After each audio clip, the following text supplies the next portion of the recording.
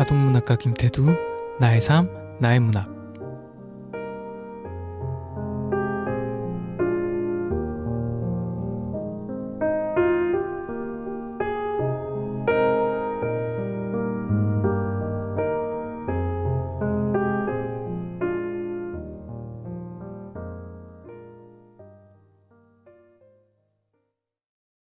오늘 들려줄 동화는 깜순이와 아람이 세 번째 이야기입니다.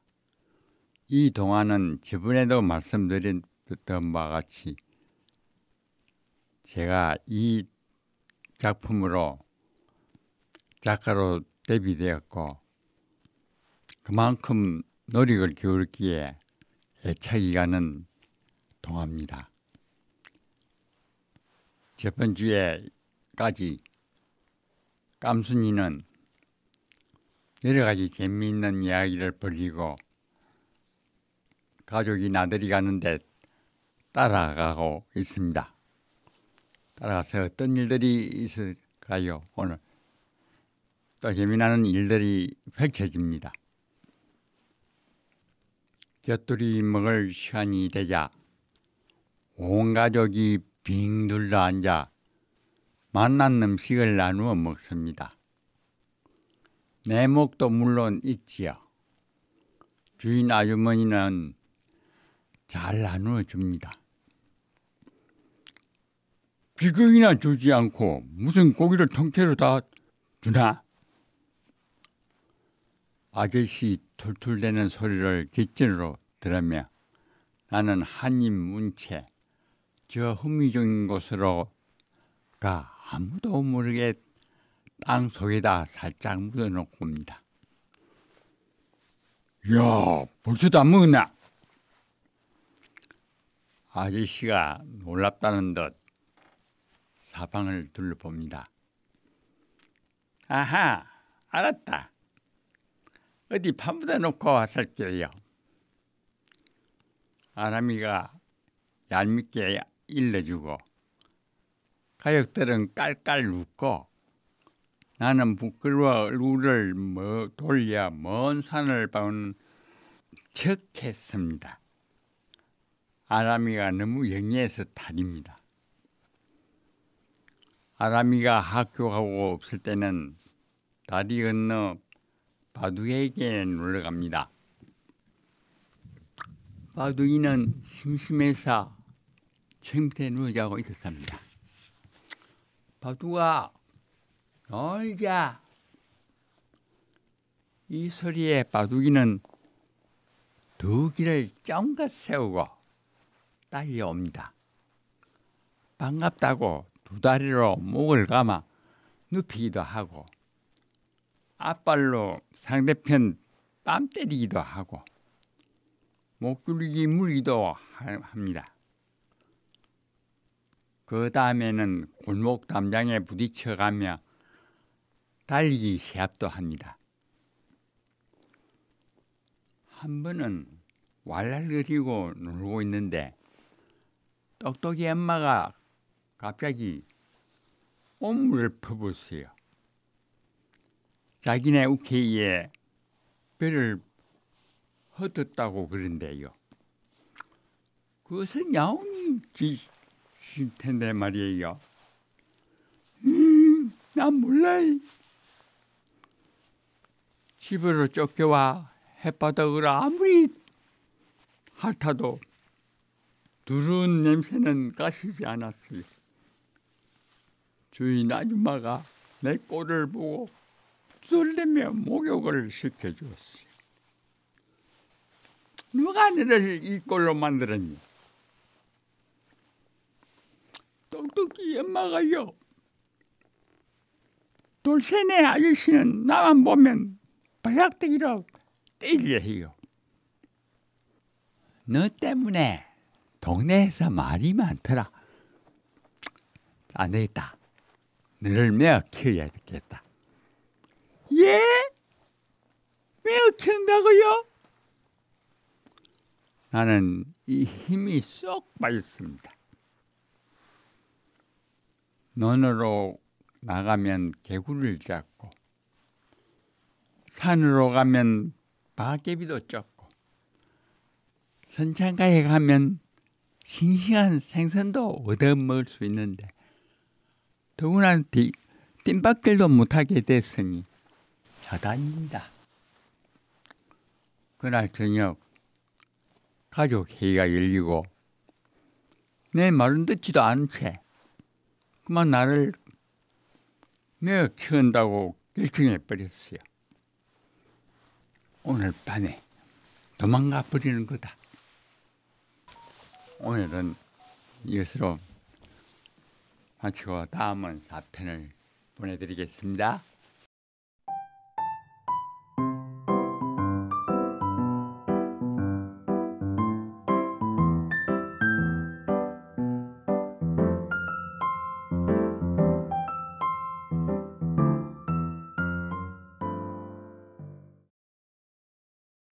오늘은 동시 두 편을 들려드리도록 하겠습니다. 두 분 다 우리나라 고려라는 나라가 있었습니다. 그 고려 때 나라를 위한 충신여 장군이었습니다. 먼저 요동을 향해 진군하라 제0 작품부터 읽어드리겠습니다. 최영 장군은 아버지의 유언을 어떻게 받아들였을까? 황금을 돌같이 여기며 살았지. 재물에 손대지 않고 깨끗하게 살았지. 그리고 나라를 위해 목숨을 바쳤지. 최영 장군은 왜 요동을 향해 진군하라고 했을까?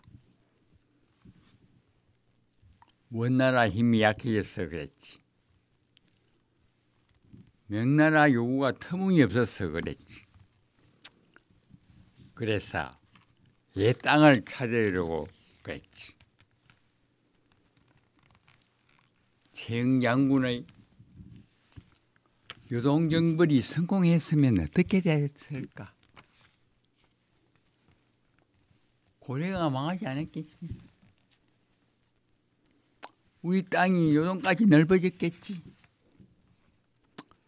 더 넓게 시베리아까지 엄청 넓어졌겠지. 다음은 마지막 고려 기둥 정몽주. 이 몸이 죽고 죽어 100번을 죽더라도 대쪽 같은 고든 마음 마지막 기둥이다. 이바은이 깨이르고 하여가로 장군 하니 단심가로 먼군 하며 딱 잘라 거절했다. 백골이 헐기되어 넋이야 이끈 넘어가는 고요 위에 힘을 다해 버텼구나. 외국으로 명나라로 험한 길 마다 않고 사신으로 다니면서 그 충성 빛냈다. 한 번 먹은 마음 빈할 수가 있으랴. 선주께 뿌린 피는 헛되지 않았구나. 나라와 결에 의한 올곧은 기둥이여. 그 충결 길이 우리의 그울이다. 네, 감사합니다. 최영 장군.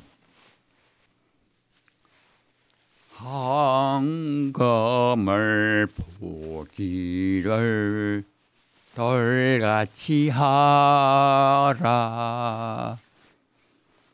이러신 어바이 다살 받들고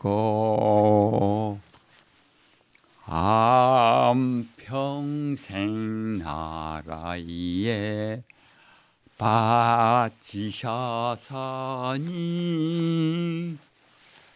결의의 서성이다 재영장군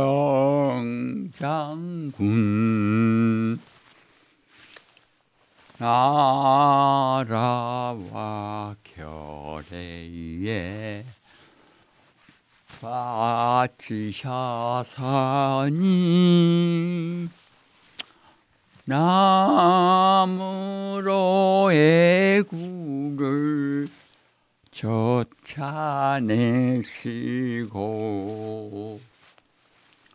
북으로 오랑캐를 무찌라시니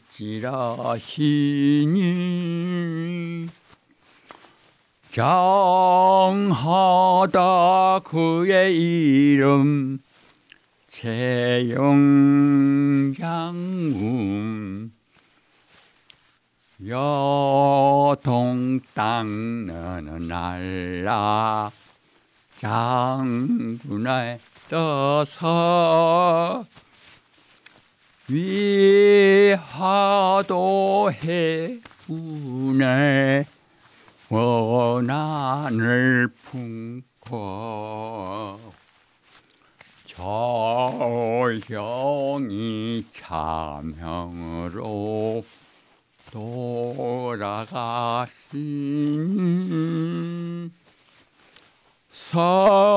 슬퍼다 그의 무덤 재영장군 청아리 날아오는 싸움터에서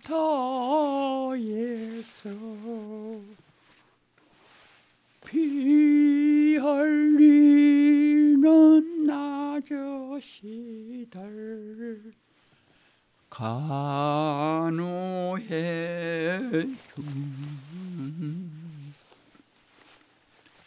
흰모자에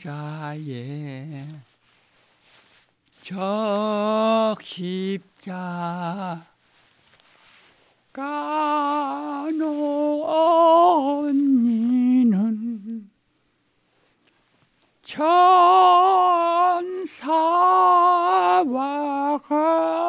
같이다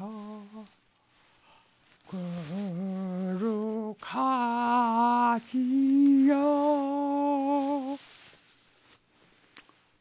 안 보는 저시에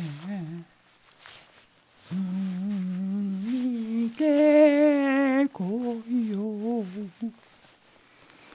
딸이 팔 잘못 서는 아저씨들의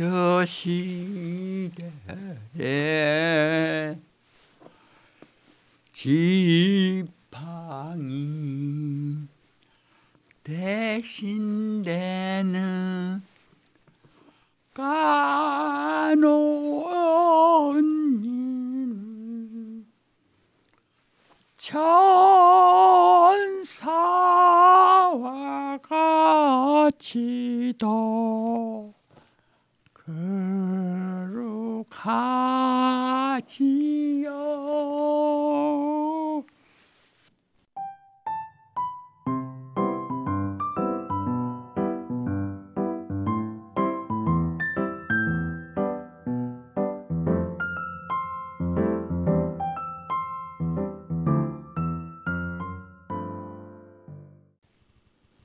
보통 사람들은 어린이 때와 어른이 되면 그 성격이 많이 바뀐다고 합니다. 저도 지금 생각해 보면 참 많이 바뀌었습니다. 어릴 때는 용기가 없어 할 것도 못하고 발표도 잘 못하고 나 앞에 서서 이야기도 못하고 좀 수억지인 인생을 살았는데 제가 나중에 교직에 들어와서 내 스스로가 생각해도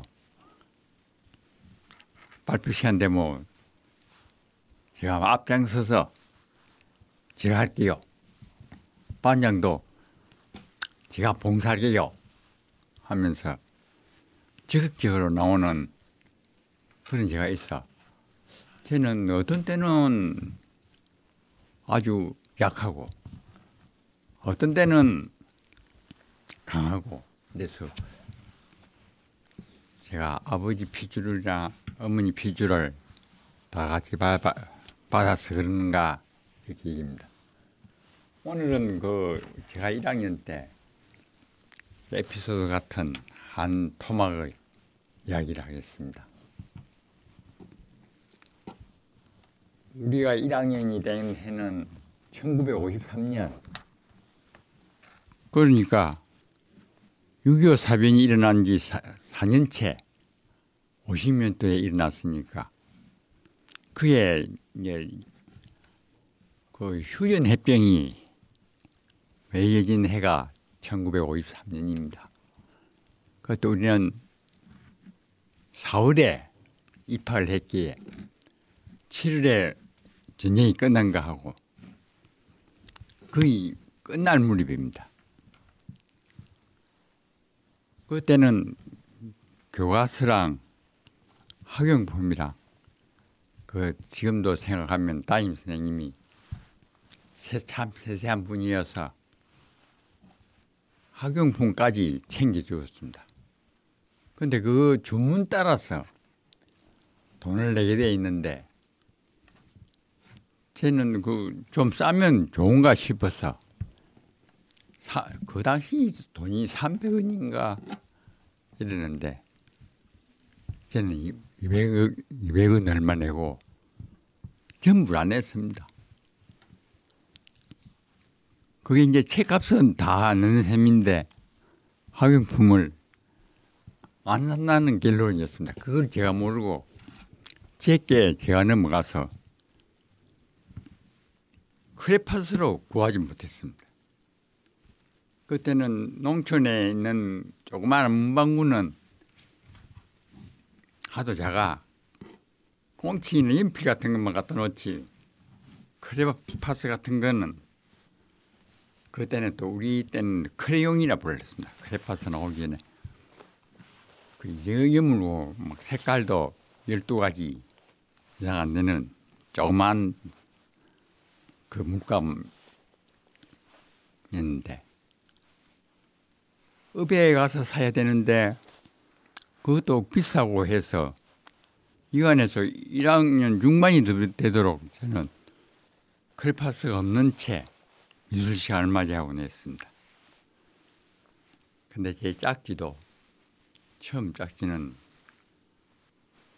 한 달인가 있다가 막 어디 가는 곳은 사라져 버리고 새 짝지가 눈이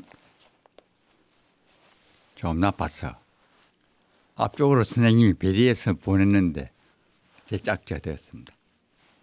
그 짝지는 어찌 용감한지 자기가 내게 풀어놓고는 자기가 주인 노릇을 했습니다. 크레파스를 쓰리고 그쪽 그림을 연필로 그려놓고 바라보면 그 애는 내게 빌려주기 싫어서 그런지 책상 속에다 넣어놓고 자기 쓰는 것만 하나 쥐고서 쓰고 또 다 쓰고는 또 책상 속에 넣어놓고 이렇게 얄밉게 굴었습니다. 그래도 내가 옆에서 그 색 좀 같이 쓰자 이 말도 못하고 우두커니 앉아있으니까 그 모습이 선생님 눈에 잡혔어요. 그리고 우리 집 자리로 오더니 그래서 그 애가 손자다 뭐. 손자야. 색을 옆에 짝지하고 같이 좀 빌어주라. 사인을 하니까 마지못해 내 쪽으로 밀어내 놓는데 내가 민들레로 그리고 있는데 노란색이 필요 있어서 살까지 갖다 놓으면 뭐 조금 쓰다 보면 내 손에 든 크레파스를 와락 뺏어가면서 이 내가 쓸게야. 그래서 눈치를 봐가면서 또 이파리 색칠하려고 초록색을 살 들고 또 와락 뺏으면서 이건 내가 좀 이따 쓸 거야. 그래도 안 돼서 그 연두색 정도로 이래서 또 쓰려고 하면 이건 안 돼. 이건 내 동생이 좋아해서 많이 다르면 안 돼. 선생님은 빌주를 했지만은 얘는 그 선생님 말씀은 듣고 제가 쓰는 게 아까워서 도저히 뭐 그림을 완성하지 못할 정도였습니다. 그랬더니 선생님이 다시 와서 자기 책상 속에서 크레파스 하나 더 내가지고 야, 니는 내 크레파스인데 요거 써라. 그때는 제가 얼마나 감격했는지 그리고 선생님이라는 그 조심스러운 면이 있는 분 선생님이 좀 무섭기도 하고 그러는데 내가 과연 써야 되는가 색을 하나 집을 때마다 손이 떨렸습니다. 그래서 겨우겨우 완성도 못한 채 종이 칠 때까지 저는 열심히 뒤부터 했지만은 암만 해도 어디인가 덜 칠한 이런 느낌이 들어도 시간이 됐기에 냈습니다. 그래 그 뒷날 아프니까 제 그림이 뒤 게시판에 딱 붙었어요. 어찌 자랑스러운지 내가 그 서름을 받으면서 그림은 잘 그렸구나 하며 좋아했습니다. 그 내 짝지 그림은 붓도 안 했어요. 그걸 집에 와서 우리 누님께 말씀을 드렸어요. 누야, 내 그림이 뒷백에 붙어 있다. 정말? 이 색도 없다 아이가. 그래서 선생님이 주셨어. 칠했어. 그러니까 누님이 들어보고 내일 우리 논이 그쪽 있잖아. 갈 때 학교로 질러서 갖고로 그 갈 때 네 그림 한번 보자. 누님이 내 그림을 본다고 그러니까 좋아서 둘이 그 농기구 물을 맺는 거 모르지만 논에 가면서 구경하러 갔습니다. 우리가 1학년 때는 현관문도 없고 또 골마루 들어가는 거문도 없고 그 레일이 있었는데 레일을 일본이 전쟁통에 막 다 떼어가는 바람에 문짝들이 없는 그런 시절이었습니다. 그리고 교실로 복도할 때는 신을 벗어 손에 들고 뒷문을 살 열고 들어가니까 그래서 이제 뒷배기 앞에 섰습니다. 누나는 그 그림 보고 손배 소리도 안 나가고 치면서 최고라고 칭찬을 했습니다. 제가 봐도 제일 잘 그린 것 같아요. 제일 앞에 있고.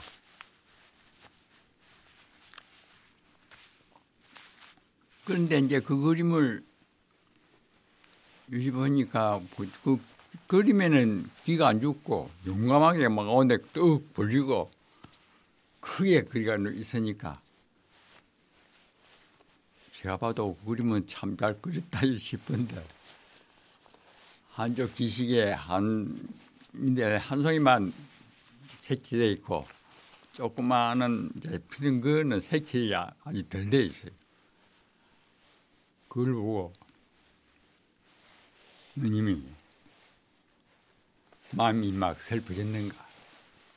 내가 다음 주나 어째다 용돈 모아갖고 엄마 돈하고 보태갖고 그래 하나 사줄게 이라고.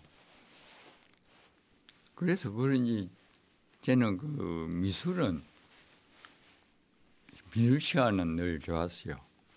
만들기는 조금 제가 서툴러도 그림은 잘 그렸다고 생각합니다. 제가 교대 다닐 때도 다른 교수의 칭찬을 못 받지 못해도 그 제가 기억이 지금 2번인가 3번인가 그것도 제가 그 중학교에 가서 김명평 미술 선생님이 계셨는데 그분의 영향을 많이 받지 않나 이지하고 있습니다. 우리가 고등학교 때는 미술이 없었거든요. 아예. 근데 뭐가 그리 잘 그렸냐 제가 생각도 모르는데 처음에 대상을 할 때부터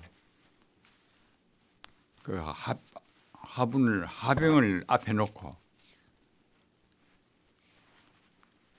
그리는데 저는 그 김명평 선생님의 그 지도에 따라서 색칠을 나누어 가지고 대충 대담하게 막 제일 진한 것, 그 다음 비는 것, 그 눈에 보이게 아니라 척척척척 그리 시간도 안 걸리고 그리 놓으니까 옆에 오더니 그림을 보고 네 누구한테 미술 공부를 특별히 봐? 내가서 공부를 했나? 이렇게 묻더라고요. 그래 아니라고 했더니 그 옆에 또 우리 반에서 공부를 제일 잘하던 애가 그런데 그림도 아주 세세하게 그림자였는 것도 막 내가 봐도 기가 막히게 공이 많이 들어가고를 참 멋지게 해놨는데 그거는 보고 뭐 별로 말을다가 안 해요. 내 기법이 특수한 그 싶어서 한번 물어보았는데 너는 별게 아니고 그만 옛날 그 특출한 방법으로 그랬다 싶은 생각이 듭니다. 또 한 번은 우리가 오후에 남아서 막 그림도 그려보고 하는데 나는 그리다가 뭐 잘 못 그려가지고 나무 이파로 점으로서 막 초록이 푸르막 이러다가 또 사이에 막 비가 있으면 또 연두색으로 이래 또 옆에 그리고 나중에 그러다가 뭐 이렇게 막 점으로서 막 하늘을 가득 채워져 있어요. 그러니까 그 교수가 또 그 칠판에다가 이 그림을 요려놓고 이 그림 보세요 해갖고 이 그림에는 아주 특징이 있죠. 그래서 제가 생각할 때 지금 교대 들어갈 때도 미술 점수로 많이 받지 않았나. 일반 점수로 보면 내가 들어가도 갈 성적이 아닌데 했다. 우리 내 아는 분도 내 그림을 자기는 음악을 했는데 와서 그림 그리는 보고 나중에 다른 사람 보고 이야기가 태도 저거는 그림을 빼놨더라. 그것도 초상화로 그리는데 한 사람이 앉아 보통 그림은 얼굴 낫 끝하면 그 주황색, 뭐 살색 해삼시로 그것만 쫙 예쁘게 그린다 아닙니까? 저는 거기다 막 푸른색도 있고 막 그림자로 이렇게 대단하게 나오니까 별인가 아니라 아주 특출하고 용감한 기법으로 다 해서 제로 재주가 있는 사람이라 이 생각했는데 사실은 그리 안 했어요. 그래서 교대에 있을 때 그 그림 공부를 좀 했으면 이 일반 학교에 나와서도 많이 써먹혔을 텐데 그 기대는 제가 막 덜하지 않았어요. 좀 후회가 되고 그럽니다. 오늘은 그 그림에 대해서 말씀을 드렸습니다. 감사합니다.